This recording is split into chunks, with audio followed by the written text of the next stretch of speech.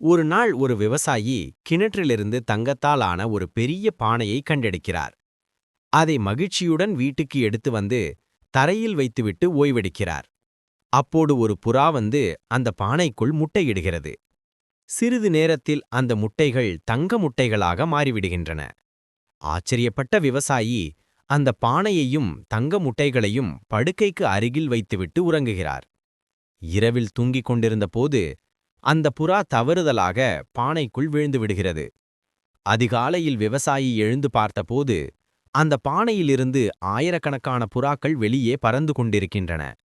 திகைத்துப் போன விவசாயி வயலை பார்த்தால் எல்லா புறாக்களும் சேர்ந்து பயிர்கள் அனைத்தையும் தின்று தீர்த்திருந்தன. தான் பேராசைப்பட்டதை உணர்ந்த விவசாயி உடனடியாக அந்த தங்கப் பானையை எடுத்துக்கொண்டு கிணற்றை நோக்கி ஓடுகிறார். பானையை மீண்டும் கிணற்றுக்குள் வீசி எறிகிறார். அனைத்தும் முன்பு இருந்தது போல மாறிவிடுகின்றன. விவசாயிக்கு மீண்டும் அதே பலம் கிடைக்கிறது.